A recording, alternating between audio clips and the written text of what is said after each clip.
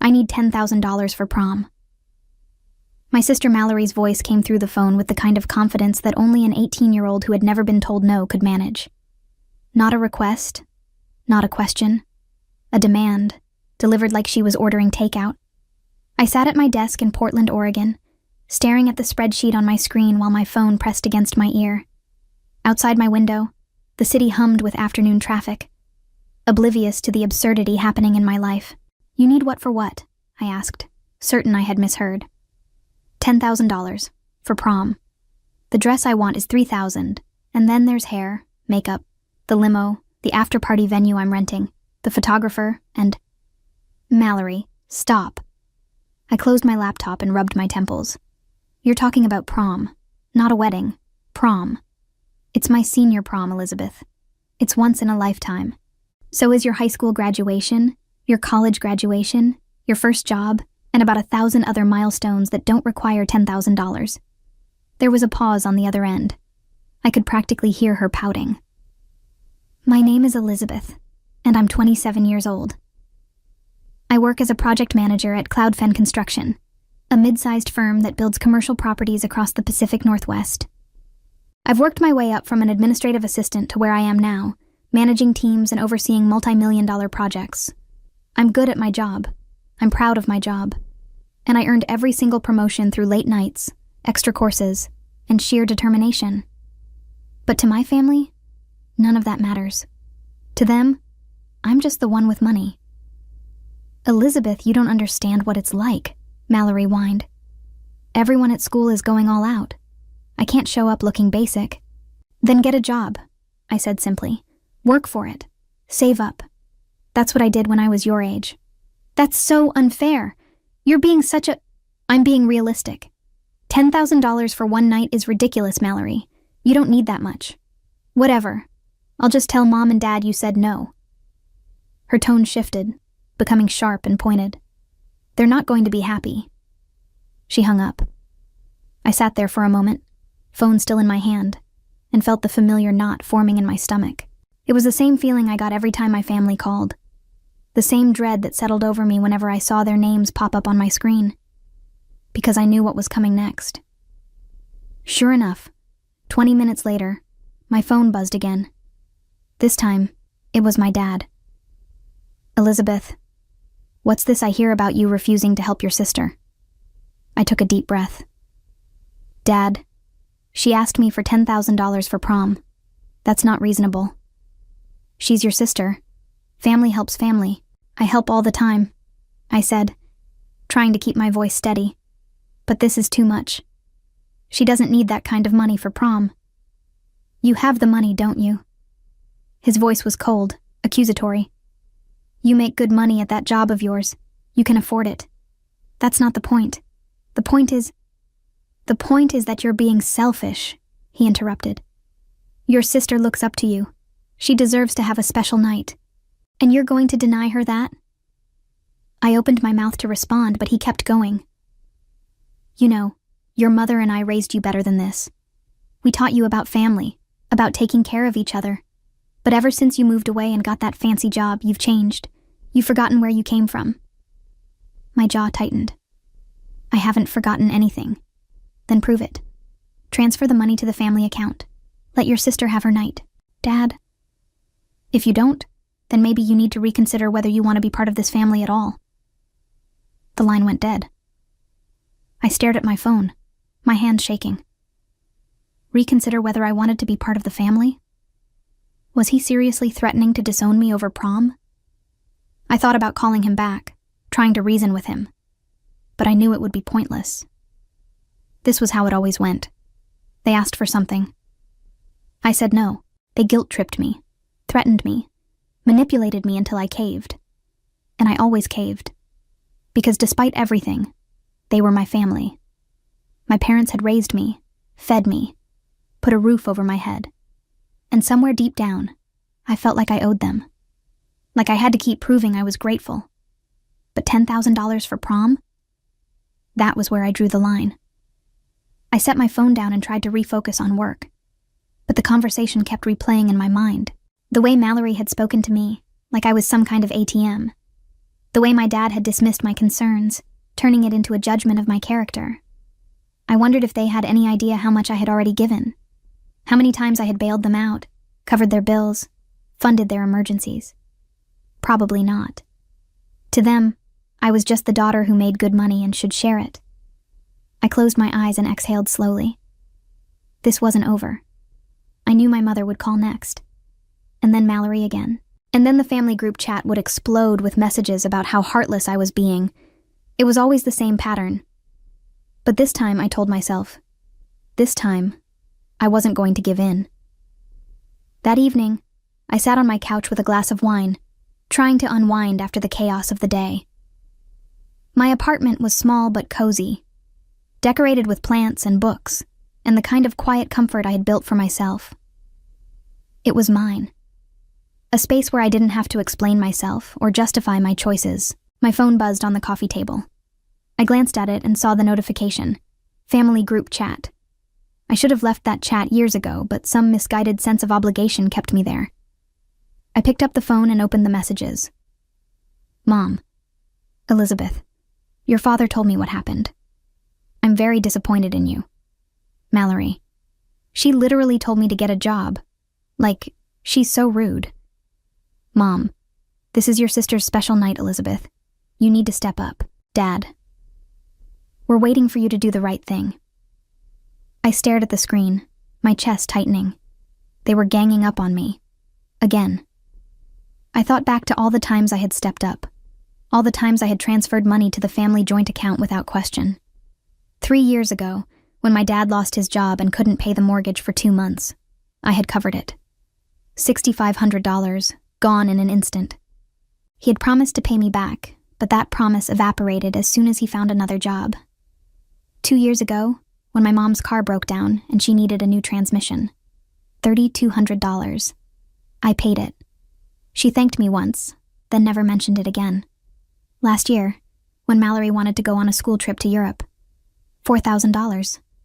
I funded the entire thing because my parents said they couldn't afford it. She came back with hundreds of photos and stories about gelato in Rome, but not a single word of gratitude. And then there were the smaller things. The family dinners I paid for. The birthday gifts I bought for everyone.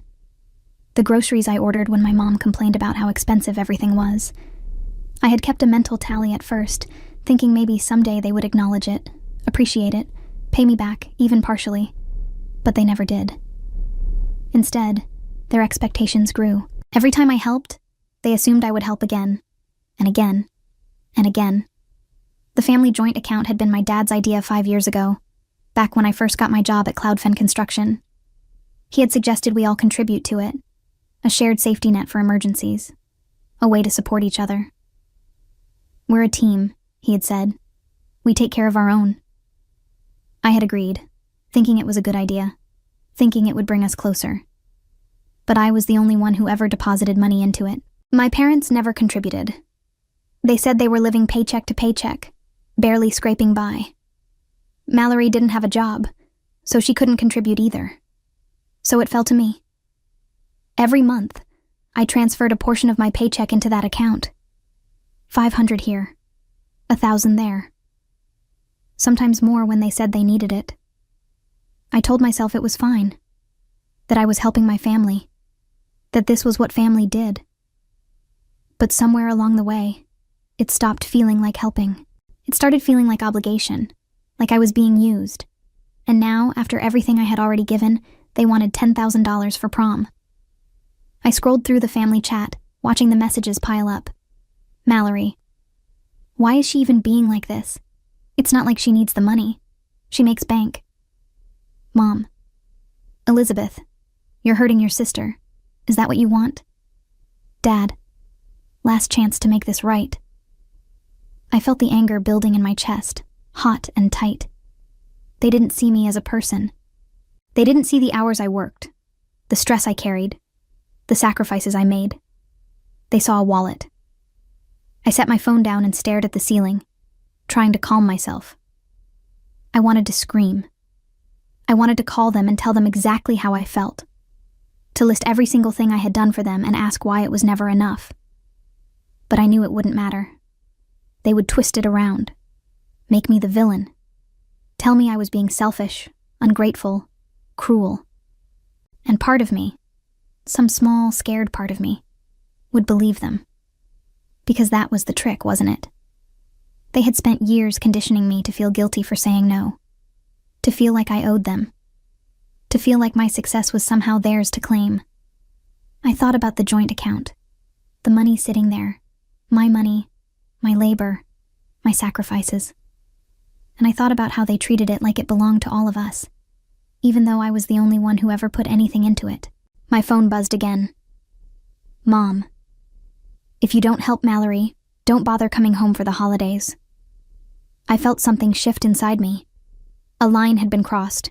They were threatening to cut me out of the family, over prom, not over something serious, not over something life or death, over a party. I picked up my phone and typed a response, then deleted it. Typed another, then deleted that too.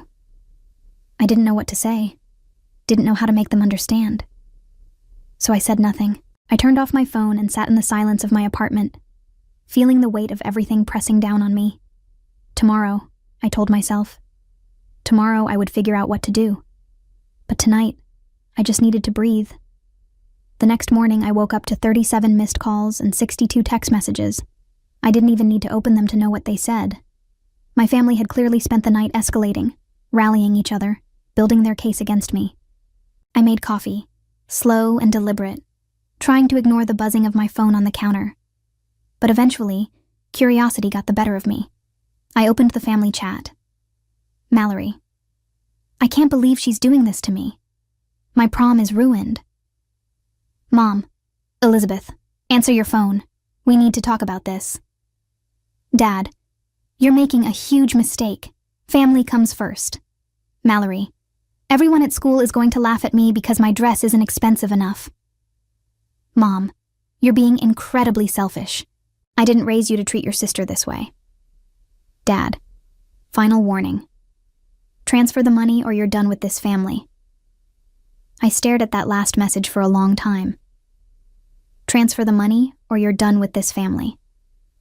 It wasn't the first time they had threatened me, but it was the first time it felt so explicit, so transactional. Pay up or get out. I thought about all the times I had justified their behavior. Told myself they didn't mean it. Told myself they were just stressed, just struggling, just trying to make ends meet. But this wasn't about making ends meet. This was about Mallory wanting a $10,000 prom. And they were willing to disown me over it. I sat down at my kitchen table, phone in hand, and felt something inside me break. Not in a sad way, in a freeing way. Because suddenly, I realized something I should have realized years ago. They didn't see me as a daughter. They saw me as an ATM. I wasn't a person with feelings, with boundaries, with my own life.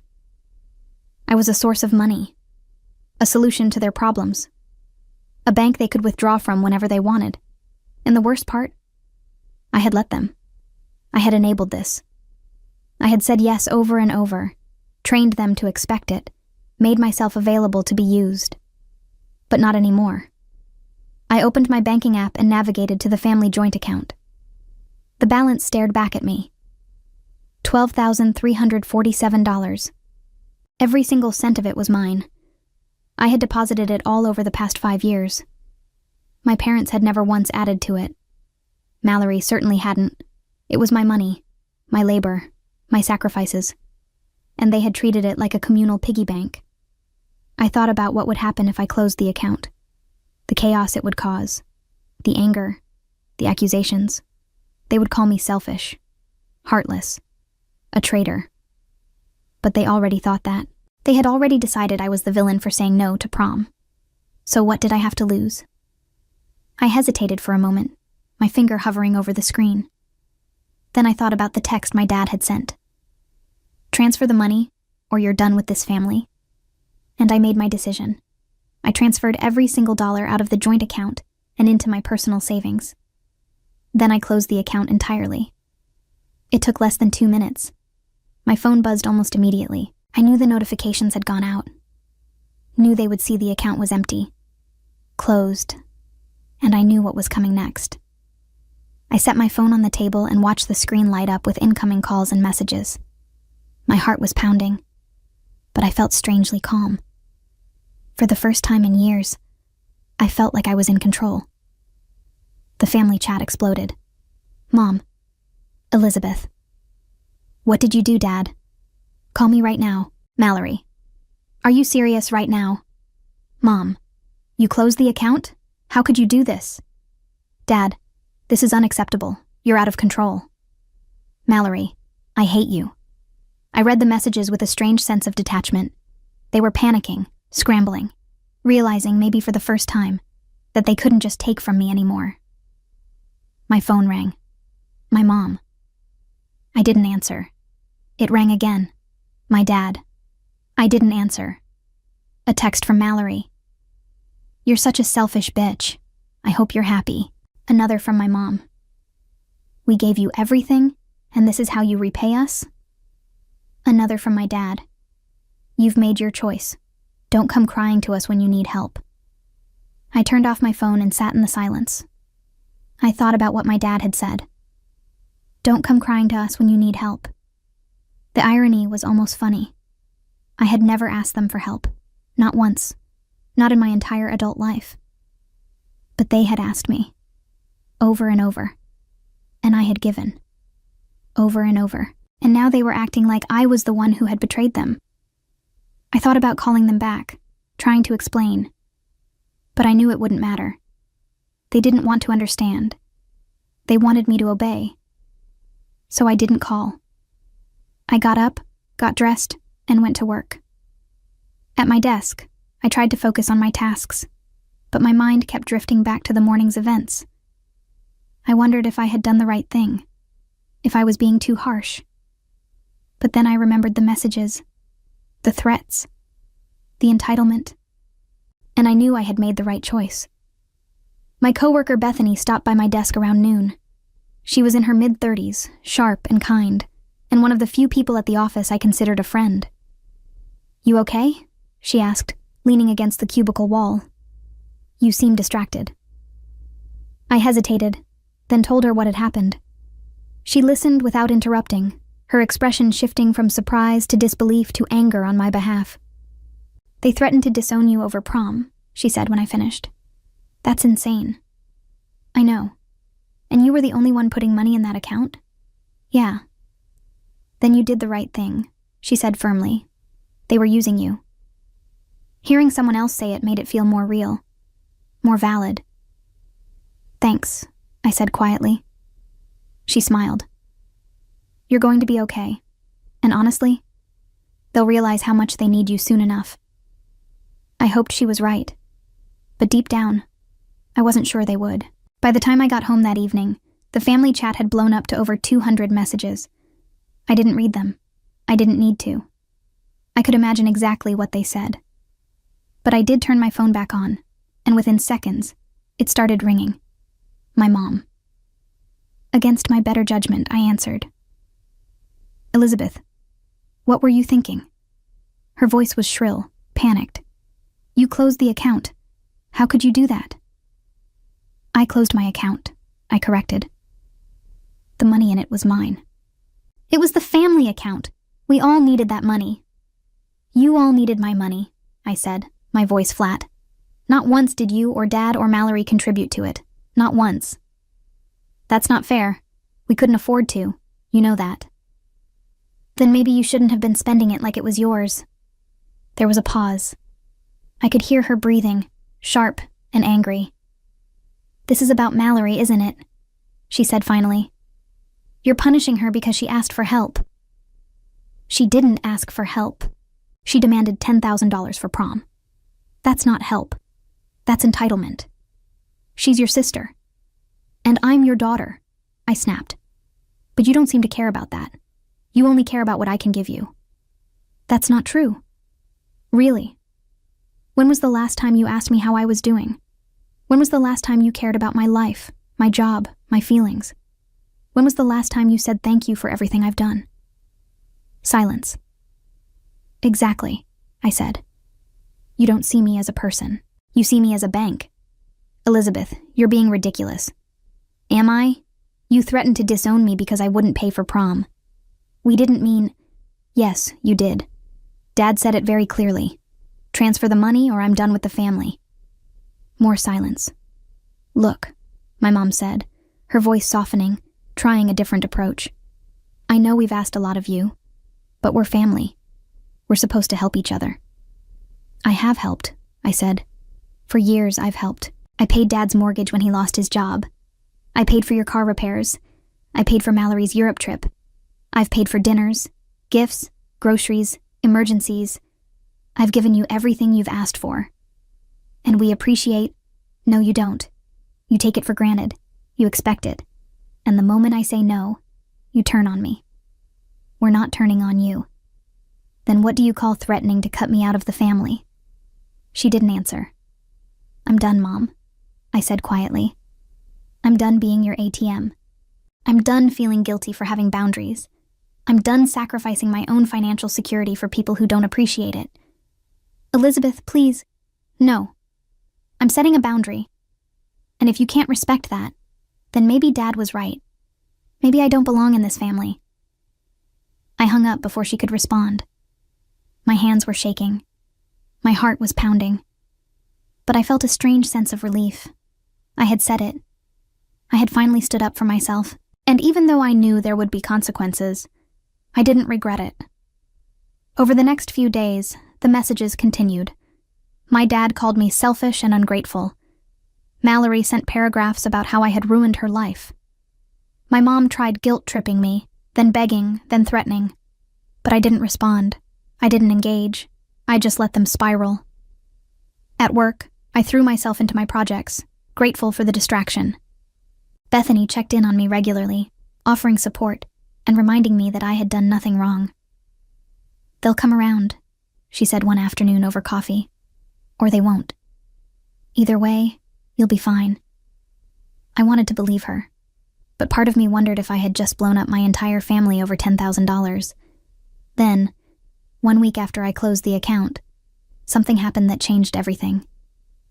I was at home, cooking dinner, when my phone rang. It was a number I didn't recognize, but it was local, so I answered. Hello?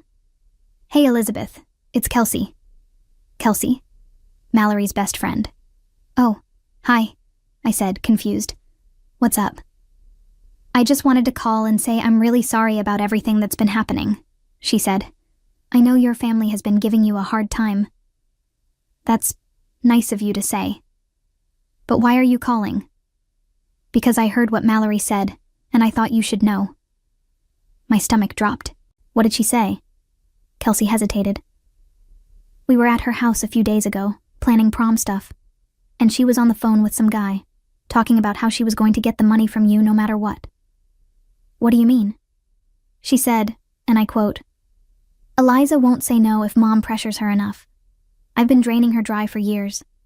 This is just the grand finale. I felt like I had been punched in the gut. She said that? Yeah, and she laughed about it, like it was funny.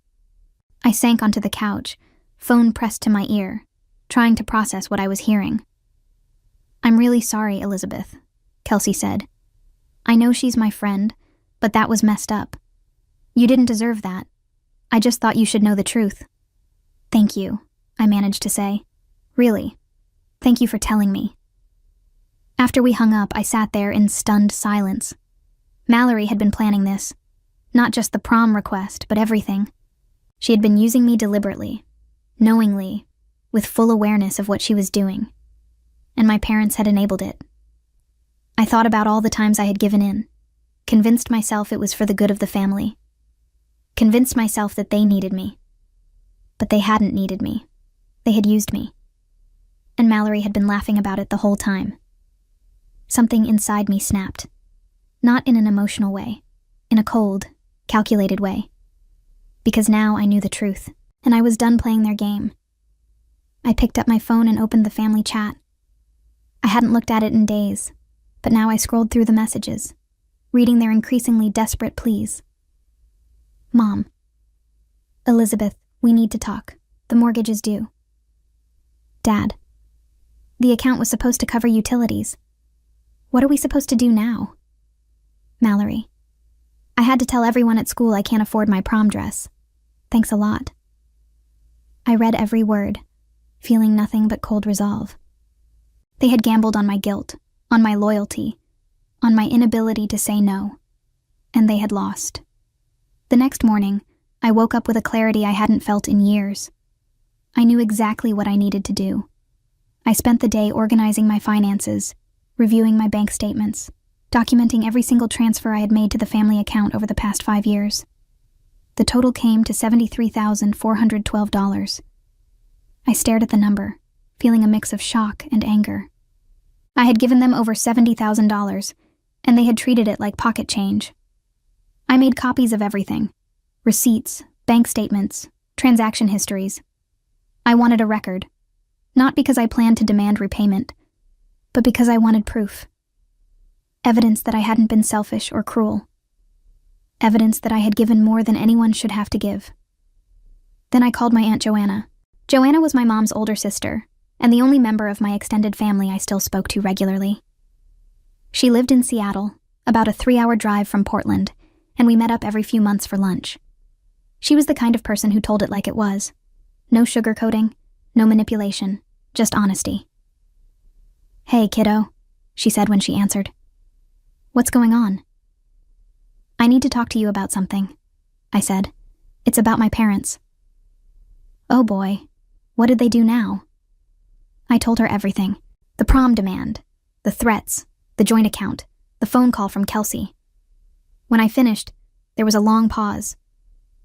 "Elizabeth," she said finally, "I'm so sorry. I had no idea it was that bad. Did you know they were using me?" "I knew they leaned on you financially," she admitted, "but I didn't realize the extent of it, or that they were threatening you. They said I'm selfish, that I'm forgetting where I came from." Joanna made a noise of disgust. That's rich, coming from them. "You know what? I'm glad you closed that account. You should have done it years ago." "You think I did the right thing?" "Absolutely. They were bleeding you dry, Elizabeth, and your sister sounds like a spoiled brat." Hearing her say it so bluntly was weirdly comforting. "Do you think they'll ever understand?" I asked. "Honestly, probably not. People like that don't change.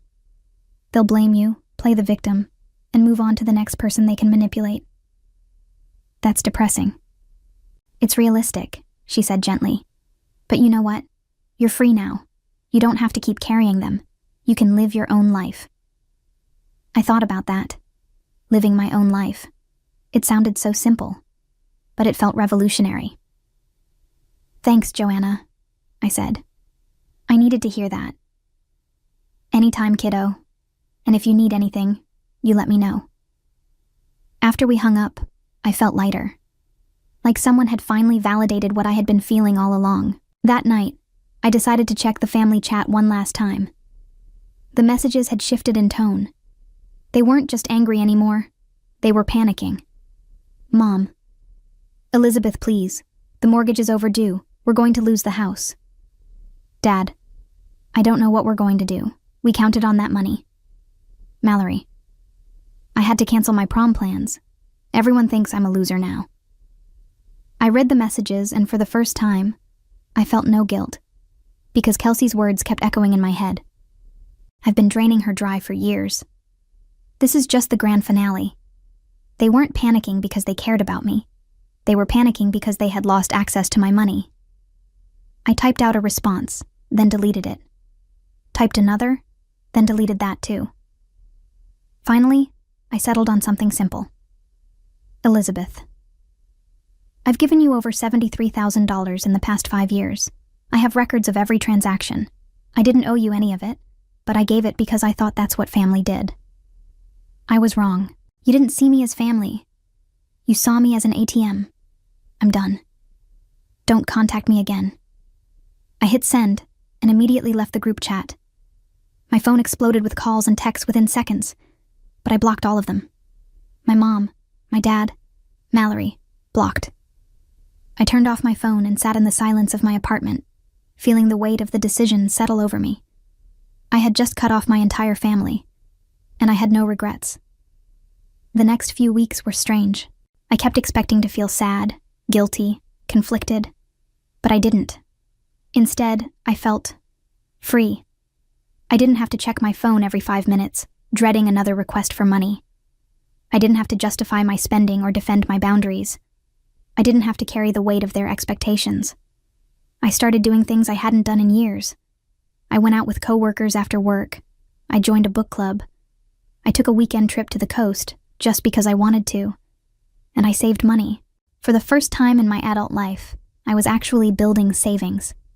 Real savings. Not a joint account that would disappear the moment someone else decided they needed it. Bethany noticed the change.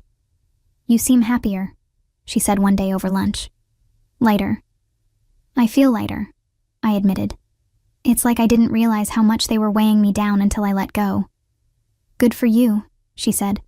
"You deserve to be happy." I smiled. "Thanks." But of course it wasn't over. Because my family wasn't the type to go quietly. One evening, about 3 weeks after I had blocked them, there was a knock on my door. I opened it to find my mom standing there, looking tired and worn. "Elizabeth," she said, "we need to talk." I sighed. "How did you get my address?" "You're my daughter. Of course I know where you live. What do you want?" "Can I come in?" "No." Her face fell. "Please. Just 5 minutes." Against my better judgment, I stepped outside and closed the door behind me. "Talk," I said. "I'm sorry," she said. "For everything. I didn't realize how much we were asking of you. I didn't realize how unfair it was." I crossed my arms. "You didn't realize? Or you didn't care?" "Both, maybe," she admitted. "I got used to having you as a safety net, and I took advantage of that." "And Dad? Mallory?" She hesitated. "Your father is stubborn. He thinks you're being dramatic. And Mallory," she trailed off. "Mallory is young. She doesn't understand. She understood enough to tell her friends she was draining me dry." My mom's eyes widened. "What? You heard me?" She told her friends she'd been using me for years, and that prom was just the grand finale. "I didn't know." "Of course you didn't, because you never asked. None of you ever asked how I felt or what I needed. You just took." "I'm sorry," she said again, and this time there were tears in her eyes. But I didn't feel moved. I felt numb.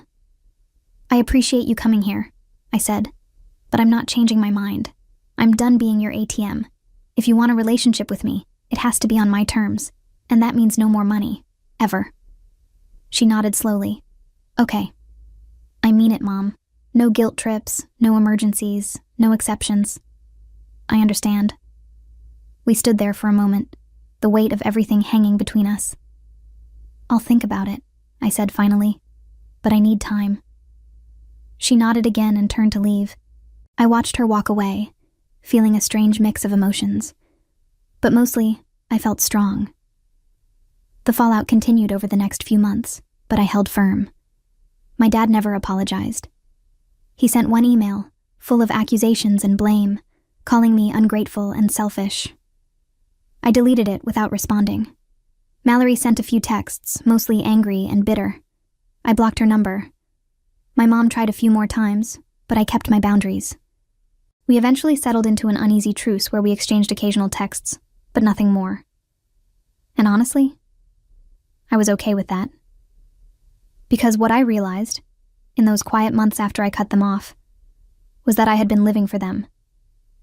My entire adult life had been shaped by their needs, their expectations, their demands, and I had lost myself in the process. But now, I was finding myself again. At work, I threw myself into a major project, a new commercial complex on the outskirts of Portland. It was the biggest project I had ever managed, and I poured everything into it. My boss, a no-nonsense woman named Patricia, noticed. "You're doing great work, Elizabeth," she said during a review meeting. "I'm impressed." "Thank you," I said, feeling a swell of pride. "In fact," she continued, "I'm recommending you for a promotion. Senior Project Manager. It comes with a significant raise and more responsibility." I blinked, stunned. "Really?" Really, you've earned it. I left that meeting feeling like I was floating. A promotion, a raise, recognition for my work. It was everything I had been working toward, and for the first time, I didn't have to share it. Didn't have to worry about my family expecting a cut. Didn't have to brace myself for the inevitable request for money.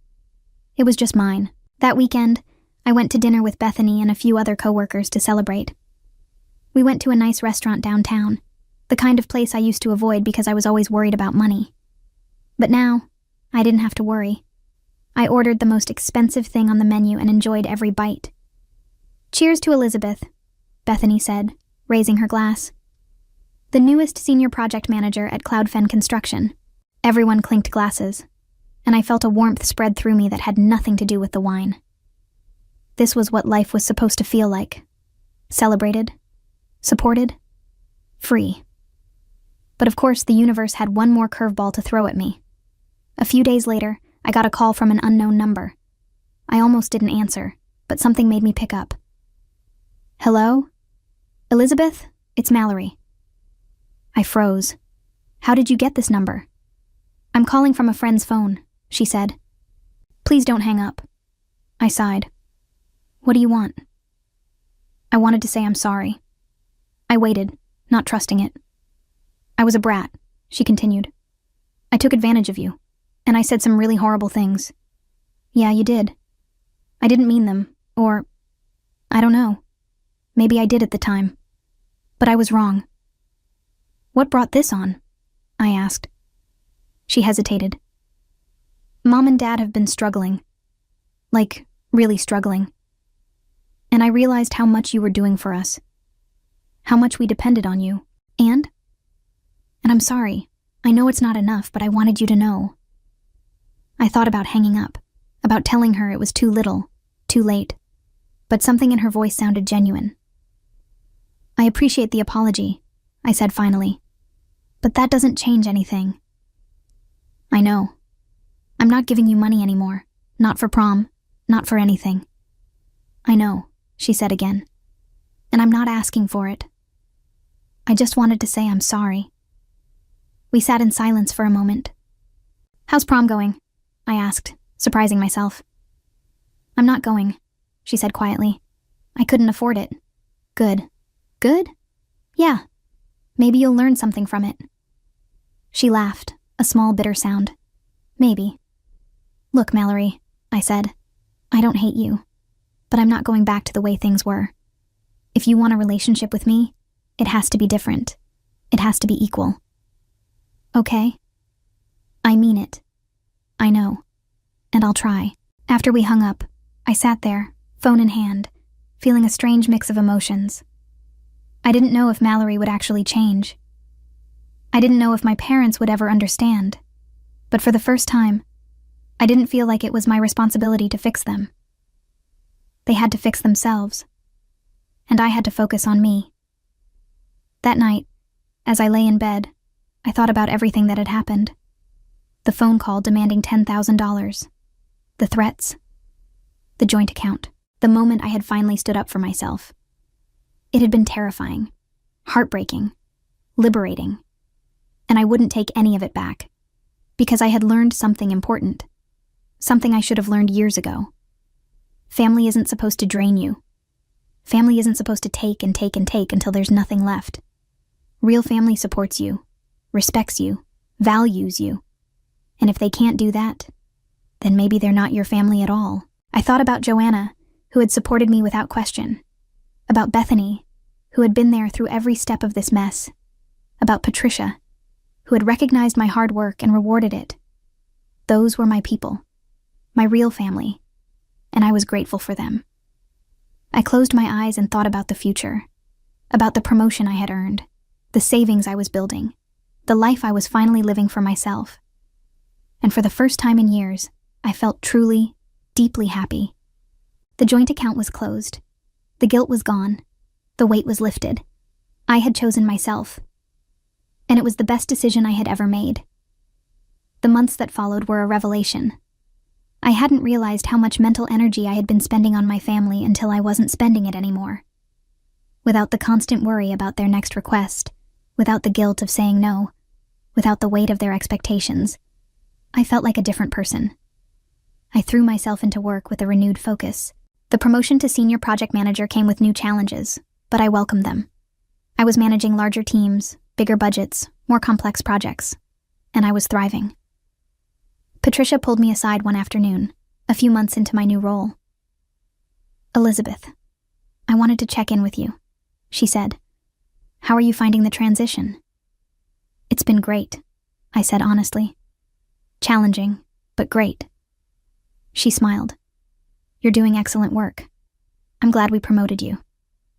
"Thank you. I really appreciate the opportunity." "You earned it," she said. "And I just want you to know, if you ever need support or guidance, my door is always open."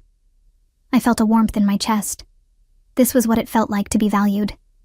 Not for what I could give, but for who I was and what I contributed. "Thank you," I said again.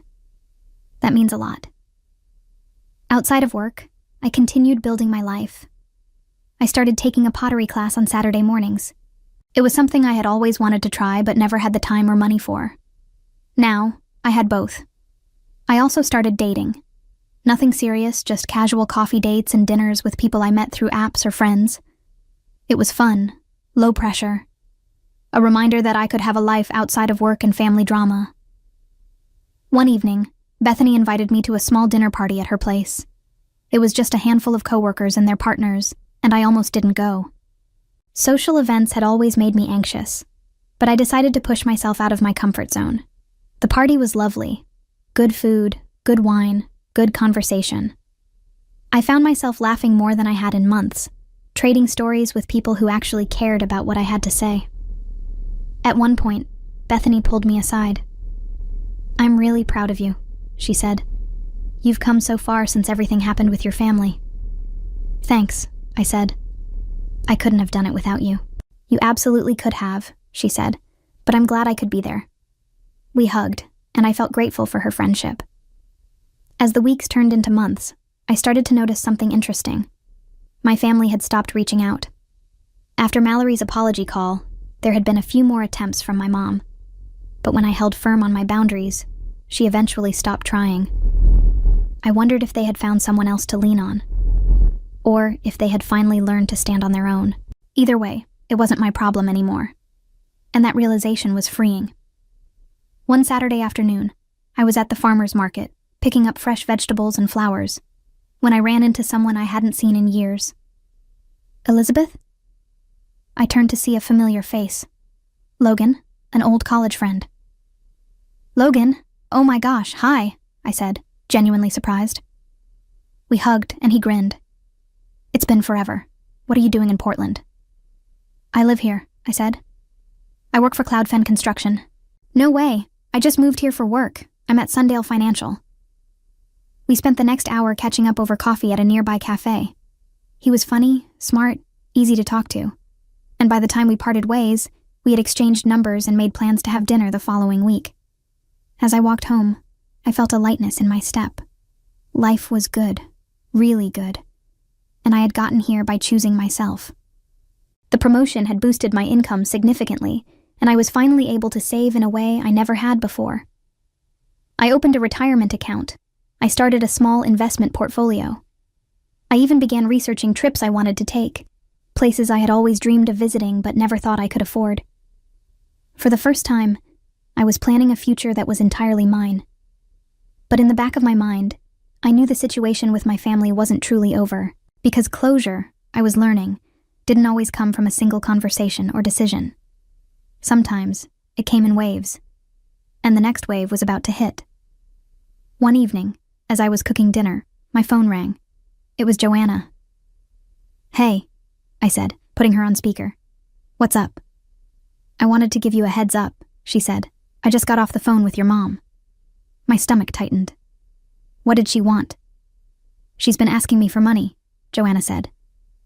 "Apparently they're in a really bad spot financially. The mortgage is months behind and they're at risk of foreclosure." I felt a pang of something. Not guilt, exactly, but maybe sympathy. "What did you tell her?" I asked. "I told her no," Joanna said firmly.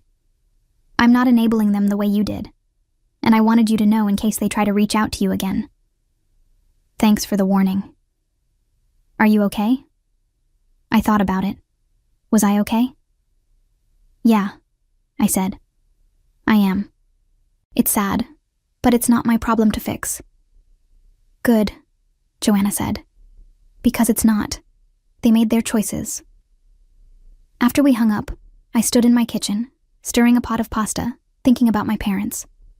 Part of me wanted to help them. Old habits died hard. But the smarter, stronger part of me knew better. They had treated me like an ATM for years. And now, they were facing the consequences of their choices. I couldn't save them, and I wouldn't try. A few weeks later, I got another surprise. I was at work, reviewing blueprints for a new project, when my phone buzzed with a notification. It was an email from my dad. I stared at it for a long moment, debating whether to open it. Finally, curiosity got the better of me. The email was short. Subject: We need to talk. Elizabeth, I know you don't want to hear from me, but I'm reaching out because we're in serious trouble. The bank is foreclosing on the house. We have 60 days to come up with the back payments or we lose everything. I'm not asking for a handout. I'm asking for a loan. I'll pay you back, I promise. But we need help. Please. Dad. I read it twice, then closed it. I wasn't angry. I wasn't sad. I was just tired. Tired of the manipulation. Tired of the desperation. Tired of being seen as a solution to their problems. I didn't respond. That evening, Bethany and I met for drinks after work. I told her about the email. What are you going to do? She asked. Nothing, I said. I'm not responding. Good. He doesn't deserve a response. I know, I said. But part of me feels guilty. Like maybe I should help. Why? Bethany asked. They never helped you. They used you. I know. Then let them deal with the consequences. I nodded, knowing she was right. Over the next few weeks, I got a few more emails from my dad, each one more desperate than the last. Then, one day, I got a call from Mallory. I almost didn't answer, but something made me pick up. Elizabeth, she said, her voice shaking. Please don't hang up. What do you want, Mallory? We're losing the house, she said. We have to move out in 2 weeks, and I don't know where we're going to go. I felt a flicker of sympathy, but I pushed it down. I'm sorry to hear that, I said. But there's nothing I can do. You could help us, she said. You have the money. It's my money, I said, and I'm not giving it to you. You're so selfish, she shouted. You're letting us become homeless. No, I said firmly. You're becoming homeless because your parents didn't manage their finances. That's not my fault. You could stop it. I could, I agreed. But I won't, because I've already given you more than I should have, and you didn't appreciate it. You used me, and now you're facing the consequences. She was crying now. Elizabeth, please, I'm scared. Then tell Mom and Dad to figure it out, I said. Get a second job, sell the car, downsize, do what millions of other people do when they can't afford their lifestyle. You're heartless. No, I said. I'm just done being your ATM. I hung up. My hands were shaking, but I felt strong, resolved. They weren't my responsibility. They never had been. A week later, Joanna called again. They lost the house, she said. They moved into a small apartment across town. Your mom called me, crying, saying you could have stopped it. I could have, I said, but I didn't. Good, Joanna said. They needed a wake-up call. Do you think they'll ever understand? Honestly, probably not, but that's not your problem. She was right. It wasn't my problem. Around the same time, my relationship with Logan had been progressing. We had been on several dates, and I found myself genuinely enjoying his company. He was kind, funny, and most importantly, he didn't ask me for money or expect me to solve his problems. One evening, over dinner, he asked me about my family. We're not close, I said simply. That's okay, he said. Family can be complicated. That's an understatement, He smiled. Do you want to talk about it? I hesitated, then told him the whole story. The joint account, the demands, the threats, the decision to cut them off. He listened without interrupting, and when I finished, he reached across the table and took my hand. You did the right thing, he said. You think so? Absolutely. No one should use you like that. Family or not. I felt tears prick my eyes. Thank you. For what? For seeing me. For valuing me. He squeezed my hand. You're worth valuing. In that moment, I realized something important. I had spent so many years trying to prove my worth to my family, trying to earn their love and appreciation. But I didn't have to prove anything. Not to them. Not to anyone. I was enough, just as I was. And the people who mattered would see that. The next few months were some of the happiest of my life. Work was fulfilling. My friendships were strong. My relationship with Logan was growing. And I was finally, truly free. I still thought about my family sometimes, wondered how they were doing, hoped, in some small way, that they were okay. But I didn't feel guilty anymore. I had made my choice, and I was living with it. And they had made their choices, and they were living with them too. That was how life worked. 6 months after I closed the joint account, I received one final message from my family. It was from my mom, sent via email because I had blocked her phone number. Subject: I'm sorry, Elizabeth. I don't expect you to forgive me. I don't even expect you to read this. But I needed to say it anyway. I'm sorry. I'm sorry for the way we treated you, for taking advantage of your generosity, for making you feel like you owed us something when you didn't. You were right. We used you, and we didn't appreciate you. And now we're paying the price. Your father and I are struggling, but we're managing. We had to downsize, and it's been hard, but we're learning to live within our means. Mallory got a part-time job. It's not much, but it's something. I don't know if you'll ever want to talk to us again, but I wanted you to know that I understand why you don't. I hope you're happy, Elizabeth. You deserve to be. Love, Mom. I read the email 3 times, feeling a mix of emotions. Relief, sadness, closure. I didn't respond. Not because I was angry, but because I didn't need to. The apology was enough. Not to rebuild the relationship, but to let me know that maybe, just maybe, they were finally understanding what they had done. That evening, I went for a walk along the waterfront. The sun was setting, painting the sky in shades of pink and orange. The air was cool and crisp, and I felt a sense of peace wash over me. I thought about the past year, the chaos, the pain, the freedom, and I thought about the future, the possibilities, the choices I could make now that I was no longer tied to their expectations. I pulled out my phone and opened my banking app. The balance in my savings account was higher than it had ever been. And it was all mine. I smiled. I had chosen myself. And that choice had changed everything. As I walked, I thought about the night they had threatened to disown me. The night I had closed the joint account. I had been terrified, heartbroken, unsure if I was making the right decision. But now, looking back, I knew I had. Because that night, I had stopped being their ATM. And I had started being my own person. I had set boundaries. I had protected my peace. I had chosen my own well-being over their comfort. And I had never slept better. Over the next few weeks, life continued to unfold in beautiful ways. Logan and I had grown closer, and we were talking about moving in together. My career was flourishing, and I had just been offered an even bigger project at work. And I had started planning a trip to Italy, something I had dreamed of for years, but never thought I could afford. One evening, Bethany and I were having dinner at my apartment when she raised her glass. "To Elizabeth," she said, "the woman who finally learned to put herself first." I laughed and clinked my glass against hers. "To me." "Seriously, though," she said, "I'm so proud of you.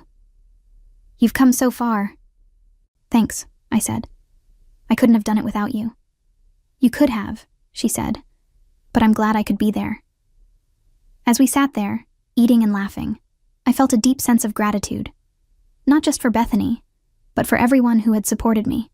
Joanna, Patricia, Logan, even Kelsey, Mallory's friend, who had warned me about what was really going on. They had reminded me that I deserved better, and they had helped me believe it. A few weeks later, I got a text from Mallory. "Mallory, I got a job at the coffee shop near school. It's not much, but I'm trying."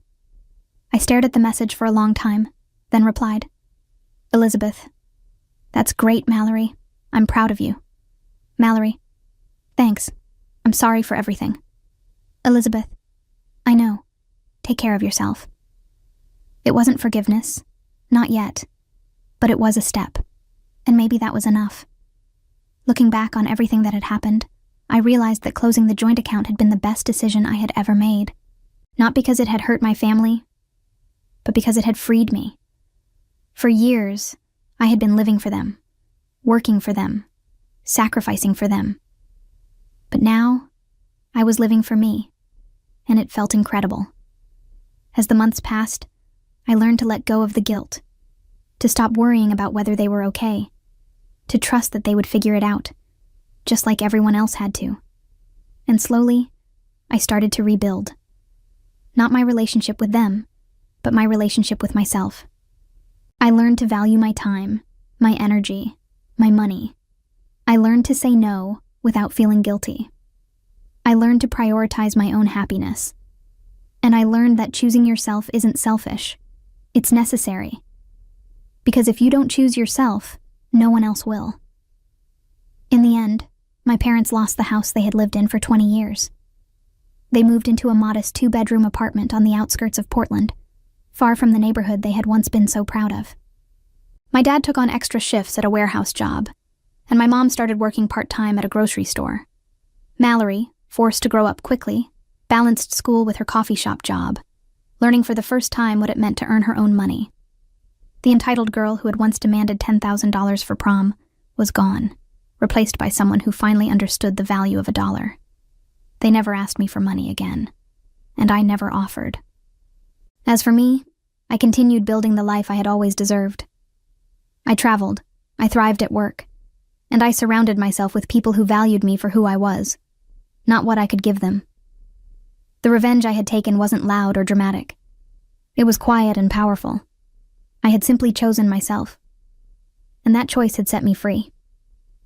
Looking back, I realized that the moment I closed that joint account and slept like a baby was the moment I truly became my own person.